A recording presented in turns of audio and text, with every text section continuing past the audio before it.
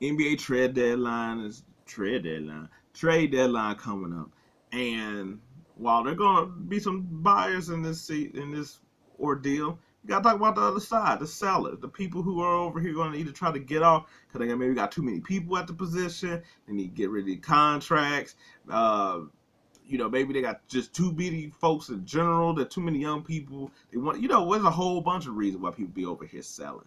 I was like, go outside right now and you see a whole bunch of people trying to sell you stuff for no reason. But getting into that, uh, I think Brooklyn should be selling. I don't think they should be buying. I think she should be out the way at selling. That doesn't mean Mikal Bridges. I was like, I don't even think Cam Thomas. I think you could get something for Cam Thomas, but the way I think his contract is in a way where it's like he's too good to be thrown into something for how his money is. So I'm like, I don't know what you'll be able to really do with him at least this junction. We're talking about all season stuff like that. Cam Thompson, Johnson is another one. I don't. I was like, I can see him helping a lot of players. Will Brooklyn get rid of him? That's sort of a, they just gave him a contract. He still is like young, but he's more of a guy that I feel like he's the part that you add to a championship team. Like if he went to the Warriors, I'm like, that's a good pickup. I was like, not saying that's where he should go, but and I was like, I know they got Kaminga sort of at that fourth spot, but that's sort of like the thing that I'm like, that's the team where it's like the Warriors, they try to do the playoff thing even though they're looking bleak right now. That you try to plug in somebody, but they also got Spencer Dinwiddie and Dorian Finney-Smith. Uh, you know, and they got a good amount of people that's like they're not necessarily part of if you're doing this rebuild around Mikal Bridges, but they're also too good to just dump. Like Spencer Dinwiddie can start or come off the bench and just help a team right now. Finney Smith and his defense prowess, he'll be able to start for somebody immediately. So I think they have a chance to trade those guys and get back not just picks, but players that are young enough that can help your team. I think that's where they're in a position to be. That kind of selling, not just selling off for this like to just get picks. No, you want to sell off and try to get decent rotational players that fit with the team a lot better than what you got now. That just sort of just came from the other trades you did. Um, the Wizards, they're another team that got a whole bunch of people where you talk about uh, Kuzma, Tyus Jones, Gafford. They got a good amount of team. Like they're one of those teams that they're bad, but got really good players to help all the other teams trying to get to the top.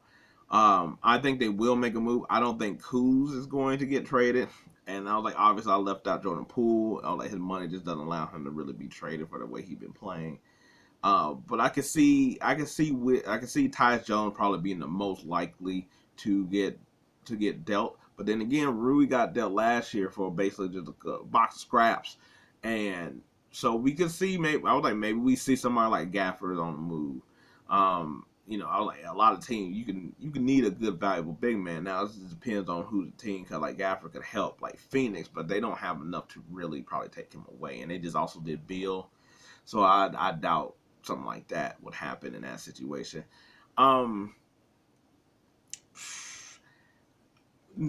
so the Magic is sort of tricky here. I think they got pieces like Jonathan Isaac, Mikal Fultz, and stuff that you could trade away, but I don't think they should be buyers. I think they got enough young people, and I don't really see them. I don't see like if you're gonna bring in a veteran. I feel like next year because this is the first full year you got to actually see, and you're closer into with the playoffs. I'm like, don't want to make no irrational type of pickups. So I'm like maybe you could trade away those people because they got a plethora of guards there that so you could jettison somebody out and that can also help teams. So I just feel like those two pieces for the Magic are pretty good at selling.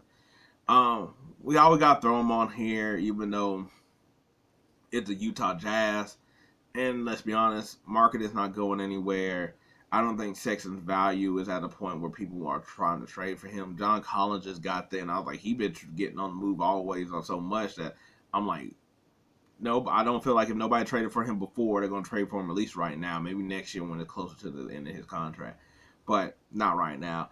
So the biggest person really is Jordan Clarkson. That's the guy that I think should be on the move.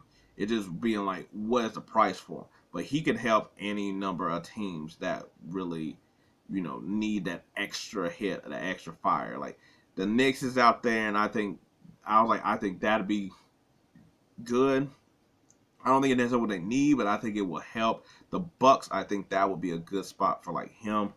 And I was like, I just start bringing everybody back. The Lakers, I was like, that might be a good spot for him. Bring back that old squad of all them youngsters back to the Lakers once they, if the Warriors was in a better position, like that'd be a good spot, but they're not. Um, yeah, so I was like, Utah should be selling. They got a lot. I was like, but they're not. They're not going to be sellers here. The Raptors, I was like, they got Schroeder.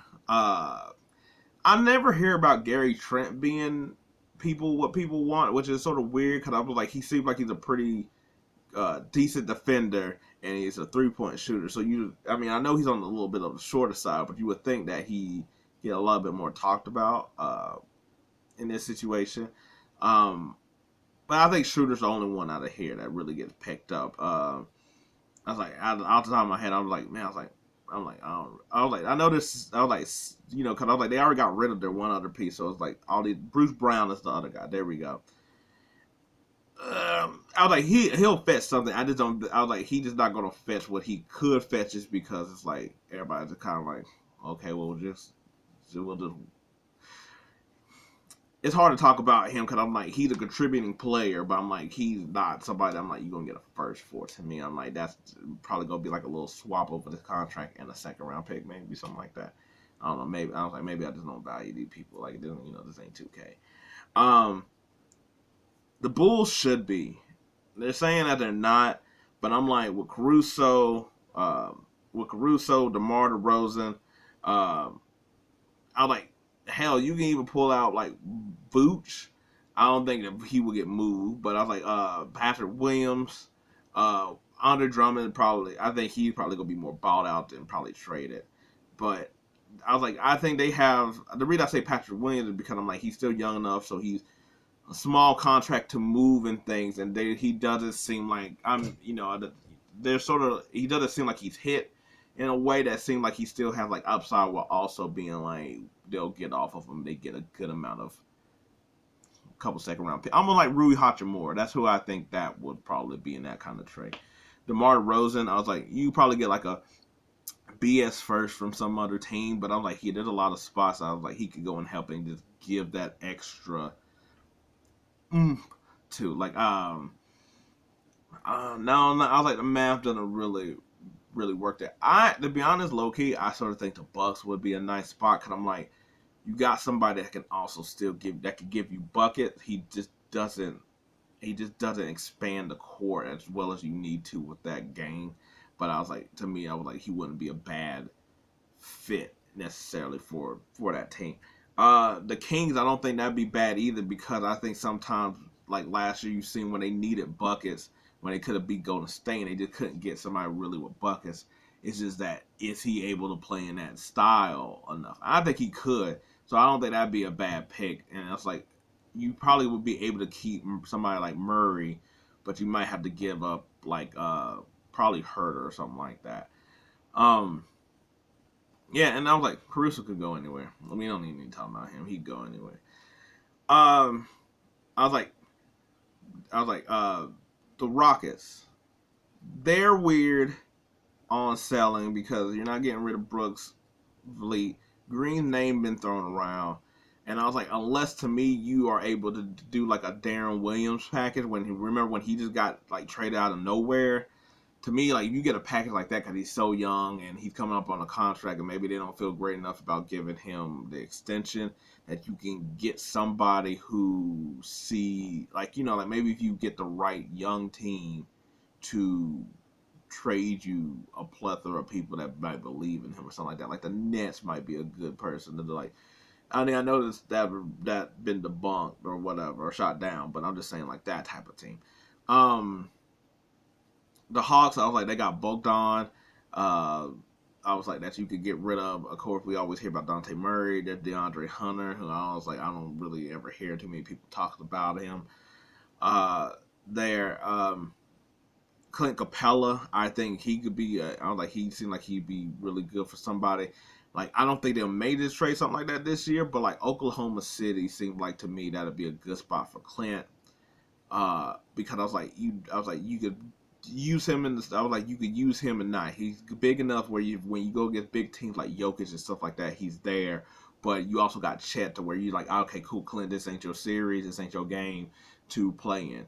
I was like, to me, that's like that'd be a really good spot. Cause I'm like, look, at some point they're gonna have to go at Rudy Gobert and stuff like that. So I'm like, when that time comes, you at least got to do that's ready for it, while still having the pieces to play around with any type of lineup.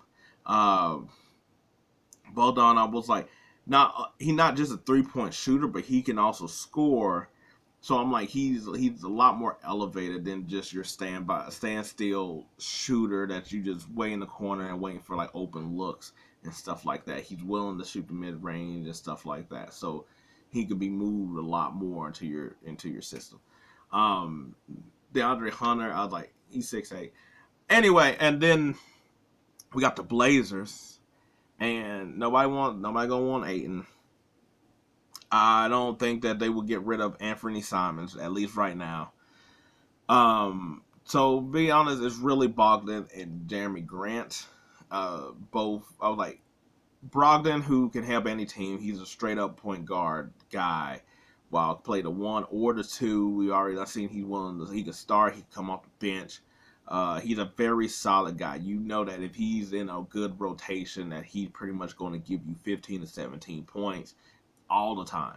That's the only guy I could rely on when I used to bet on him, because I'm like, he always right there. Solid. That's what he really is. He is very solid. Jeremy Grant, I think the only thing that might scare you off is his length of his contract, but I think that if you could have him be your third or fourth piece in a way that, where it's like, cool, he's going to be used in a way where his money makes sense. Like, you think about it with Denver, you got Murray, Porter, Jokic, and you got Gordon. That's how you sort of have to see Grant. Like, Gordon, some nights, he's the second best player. He's the third best player. Sometimes he's the fourth player. Grant's the same way.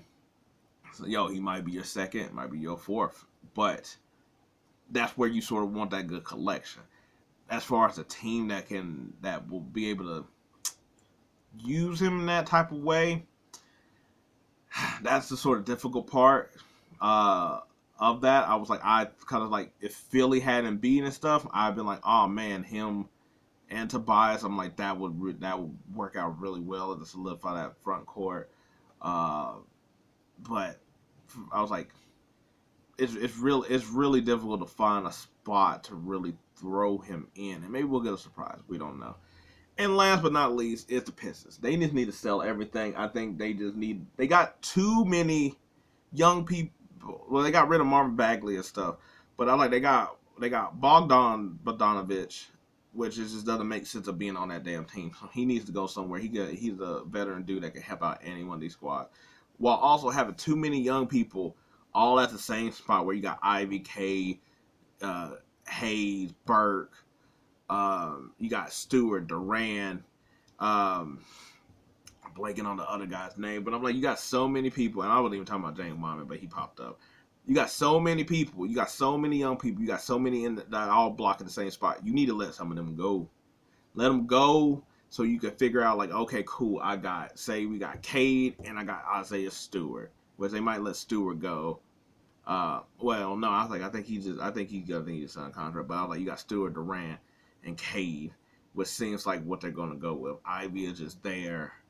So they got a plethora of people that I think that I'm like, they got a couple of vets that just needs to go that doesn't really help this team, and they got young guys who, if you're somebody like the Spurs or the Hornets or the Raptors that you're doing this rebuild. Take the young guys while they're low, almost like how the Warriors were giving away their dues, and take on that, like do that, like just get rid of them, recoup some picks, try to use that for like a more established veteran young guy or something like that. Like that's what they sort of need to do. But anyway, those are all the teams I think they need to be sellers. Go ahead, get rid of these pieces, either because you get something good for them, or you just need to start your damn team over. That's really what I look at. Like some of this is, you already see it's not going anywhere. Don't expect it to really do anything unless you make some changes. But anyway, we'll see how this trade deadline goes. Hopefully something happens. Anyway, until then, I'm out.